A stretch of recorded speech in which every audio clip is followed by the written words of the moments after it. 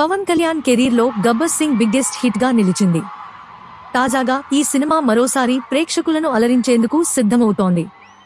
పవన్ కళ్యాణ్ ప్రస్తుతం ఏపీ ఉప ముఖ్యమంత్రిగా ఉండటంతో ఆయన రేంజ్ మరో స్థాయిలో ఉంది.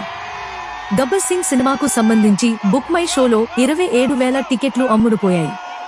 అడ్వాన్స్ బుకింగ్స్ విషయంలో ఈ సినిమా గతంలో విడుదలైన మురారి, సింహాద్రి, ఇంద్ర చిత్రాల రికార్డులను బద్దలు కొట్టింది.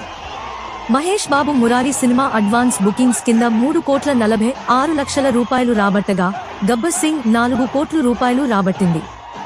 వీటిల్లో ఒక్క కర్ణాటకలోనే 29.6 లక్షల రూపాయలు వచ్చాయి. ఏపీ, తెలంగాణతో పాటు విదేశాల్లో కూడా గబ్బర్ సింగ్ సత్తా చాటుతోంది. నైజాంలో ఈ సినిమాను భారీ స్థాయిలో విడుదల చేస్తున్నారు.